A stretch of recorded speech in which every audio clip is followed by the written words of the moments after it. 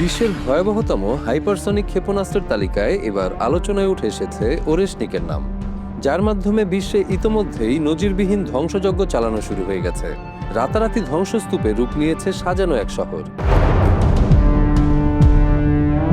যুক্তরাষ্ট্র ইসরায়েলের সঙ্গে ইরানের যুদ্ধ চলাকালে অনেকবারই সংশয় জেগেছে এবার বোধহয় পারমাণবিক হামলা শুরু হবে, তবে সেটা এখনো হয়নি।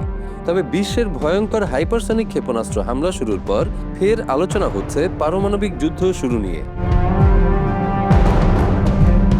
ইউক্রেনের রাজধানী কিয়েভ যেন মুহূর্তেই পরিণত হয় ধ্বংসস্তূপে। রাশিয়ার ভয়াবহ ক্ষেপণাস্ত্র ও ড্রোন হামলায় 2 শিশুসহ অন্তত 4 জন নিহত এবং 4 শতাধিক মানুষ আহত হয়েছেন। স্থানীয় বাসিন্দাদের ভাষায়, যুদ্ধ শুরুর পর এমন ভয়ঙ্কর রাত আর দেখেননি তারা। ওরেশনিক নামের ক্ষেপণাস্ত্রটি নিয়ে বিশ্বে নতুন করে উদ্বেগ তৈরি হয়েছে। রুশ প্রেসিডেন্ট ভ্লাদিমির পুতিনের ভাষ্য অনুযায়ী শব্দের চেয়ে 10 গুণ বেশি গতিতে ছুটতে পারে এই ক্ষেপণাস্ত্র। মাটির গভীরে থাকা বাংকারও ধ্বংস করতে সক্ষম এটি। পুতিন দাবি করেন ক্ষেপণাস্ত্রটি যে কোনো প্রতিরক্ষা ব্যবস্থা ফাঁকি দিতে পারে এবং সাধারণ ওয়ারহেড দিয়েও পারমাণবিক হামলার মতো ধ্বংস ডেকে আনতে পারে।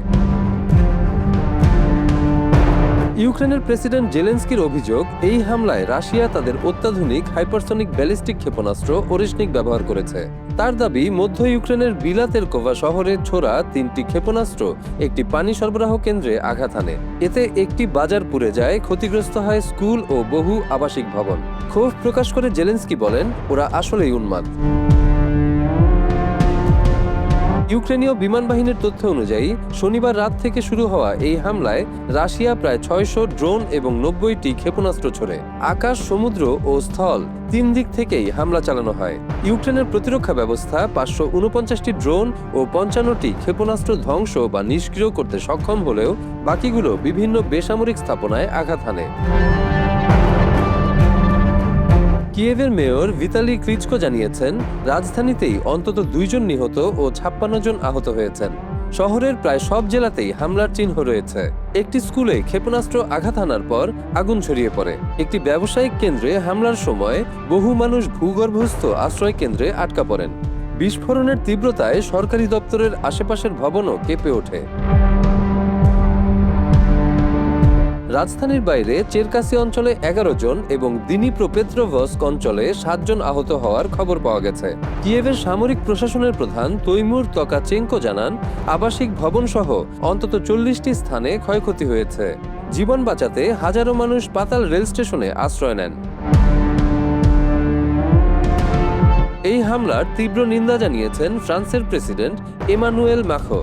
পশ্চিমা দেশগুলোর মধ্যেও নতুন করে উদ্বেগ দেখা দিয়েছে, কারণ এর আগে 2024 সালের নভেম্বরে দিনিপ্রো শহরে প্রথমবার ওরেশনিক ব্যবহার করেছিল রাশিয়া। পরে চলতি বছরের জানুয়ারিতে লভিভ অঞ্চলও এই ক্ষেপণাস্ত্রের আঘাতের মুখে পড়ে।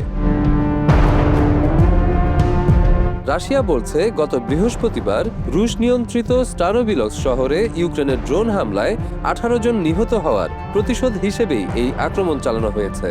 মস্কোর দাবি, নিহতদের বেশিরভাগই তরুণী ছিলেন। ওই ঘটনার পরই কঠোর জবাবের হুঁশিয়ারি দিয়েছিল রুশ পররাষ্ট্র মন্ত্রণালয়। ধ্বংসস্তূপের পাশে দাঁড়িয়ে কিয়েভের বহু বাসিন্দাকে হতভম্ব অবস্থায় দেখা গেছে। তারা কি করবেন ভেবে পাচ্ছেন না। ক্ষতিগ্রস্ত বাজারের ব্যবসায়ীরা আগুনে পুড়ে যাওয়া দোকানের ভেতর থেকে যা বাঁচানো যায় তা খুঁজে বের করার চেষ্টা করেন। বহু পরিবার রাত কাটায় মেট্রো স্টেশনের মেঝেতে। এই হামলার পর ইউক্রেন জুড়ে নতুন করে আতঙ্ক ছড়িয়ে পড়েছে, কেননা রাশিয়া হয়তো আরো বড় ও ভয়াবহ আক্রমণের প্রস্তুতি নিচ্ছে।